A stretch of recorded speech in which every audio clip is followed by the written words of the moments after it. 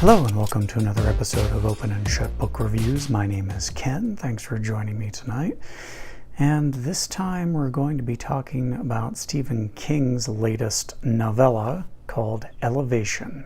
Now when you hear the name Stephen King, obviously you think of horror, right? You think of Pet Sematary, Cujo, The Shining, It, The Stand. I mean, the list goes on. He is foremost known as a horror writer. However, my two favorite Stephen King stories have nothing to do with the horror genre at all. One of them is called And All You Love Will Be Carried Away, and it's from his book of short stories, Everything's Eventual. Great book. And the other is the story Last Rung on the Ladder from his collection of short stories called Night Shift. No horror elements to either of those stories, just really good story and character development that actually makes you feel something for the protagonists. Elevation now goes on my list as my third favorite Stephen King story. I really like this story for a number of reasons, not the least of which is because working within the confines of the novella structure, I think is exceptionally challenging. It's, a novella is longer than a short story, but shorter than a novel. And so you have to be very on point with your pacing and hitting all of your important plot points in a manner that keeps the reader engaged and doesn't leave them feeling bored or rushed. If I was to compare a novella to something in the land of TV, I would say that a novella would be a 13-episode season of a show, like many of the British shows are, like Doctor Who. Whereas a novel would be a full 22-episode network television show, and a miniseries event of 2 to 4 episodes would be a short story. I prefer shorter 13-episode seasons of shows because I think it takes more skill to tell a compelling narrative in a shorter amount of time than it is to do it in 22 episodes on a TV program, and that's the way I feel about most short stories as compared to novels. Not that I don't enjoy novels, I do. I just particularly admire the skill that goes into story development in a shorter format. In this manner, Elevation very much impressed me. So when you begin reading Elevation, you might immediately make comparisons to Thinner. You might say, well, this is just an updated telling of Thinner, but you'd be wrong. Other than the fact that the main character loses weight in a dramatic way, they have nothing in common. So the main character, Scott, is newly divorced. He is working on this big web development project for a major fictional unnamed company, and it's going to make him a lot of cash. He notices that he is starting to lose weight, and he wonders if he might be sick.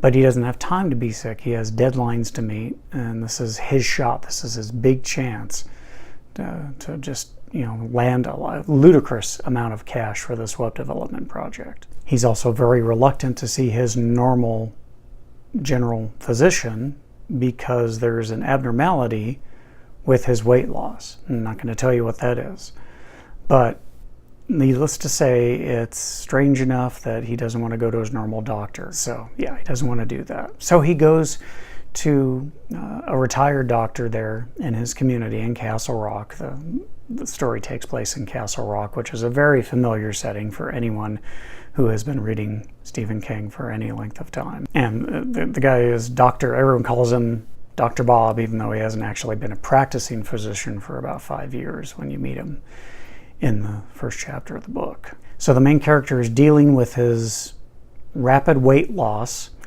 and he also has gotten off on the wrong foot with his new neighbors, Deirdre and Missy, who are a married couple that just moved into town not too long ago and have opened a fine dining restaurant there. And of course, their marriage is causing concern amongst some of the more conservative elements in the town, and he doesn't get off the wrong foot with them because of that. It's just that their dogs keep crapping on his lawn. He's preoccupied by his weight loss, but he's also trying to figure out how to catch the dogs in the act on film or something. So anyway, So there's that. So he's got the weight loss, he's got the tension with his new neighbors, and in fact, most of the plot that doesn't have to do with his weight loss has to do with the developing relationship between him and his neighbors, especially the relationship with Deirdre, who is the more outspoken member of the marriage, and the more confrontational of the two women. She is also a very gifted athlete, and I only say that because it comes into play in the story a little bit later on. Now, it's true that some of the characters are painted with kind of a broad brush, but I think that's okay in a shorter story because it helps to maintain that narrative pacing that I talked about a little bit earlier. Ultimately, this is a story about embracing change, both within yourself and in the world around you. It's about making the most of whatever is happening in your life from moment to moment and not being afraid to put yourself out there even when you don't know what the outcome ultimately will be from doing that. So for your main characters, you have Scott Carey, a web developer living in Castle Rock who's recently divorced. You have Deirdre McComb, owner of a new Mexican fine dining restaurant in Castle Rock, who is a gifted athlete. You have Missy Donaldson, Deirdre's wife and head chef at their restaurant. And then you have Bob Ellis, who is a retired doctor and is friends with Scotty. I'm not going to tell you too much more about it, but there's a couple of points that I want to touch upon, and in order for us to do that, of course, we're going to have to go to the spoiler couch. Okay, so just a couple of minor spoilers here. So yes, I did get verklempt at the end of the story, but what a way to go out. I mean, just floating up in the air, nothing holding on to you, and then setting off fireworks while you're in the sky. That's going out big. That's awesome.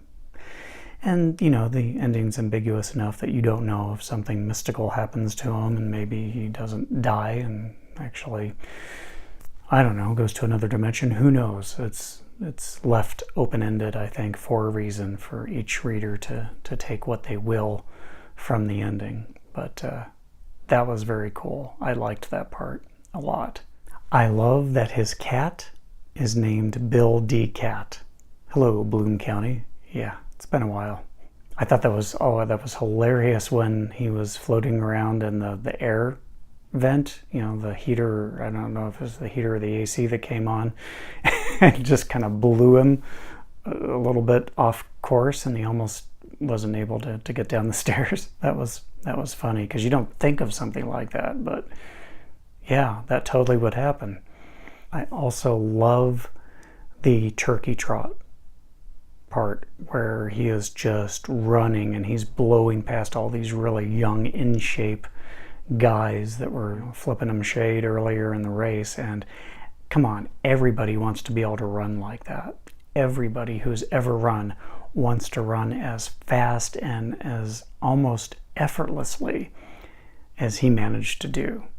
That would be cool. I would love to do that once. Okay, that's it. So let's go back over here now.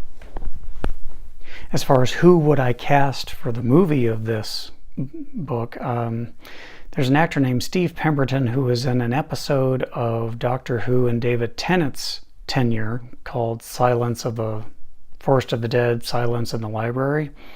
2 episodes there. Might have those backwards. I don't know why, but my brain just latched on to him playing the part of Scotty in this. For the part of Deirdre, I pictured Renee Russo from the Thomas Crown Affair. And for Dr. Bob, I don't know that actor's name off the top of my head. I should have looked it up probably, but I will post his picture here. He was in the first season of Jessica Jones playing Kilgrave's father. And that's who I was picturing in my mind for the part of Dr. Bob. It was a quick read for me. I think I finished it in 90 minutes, and it was great. It was just one of those that I did not want to put down, so I didn't. And I would recommend it. Some people might balk at paying the price for it, which was like $8, I think, over at Barnes & Noble. considering it's not a very long book. It is a novella, but I didn't mind at all. It was entertaining. I will probably reread it, as I do with most books.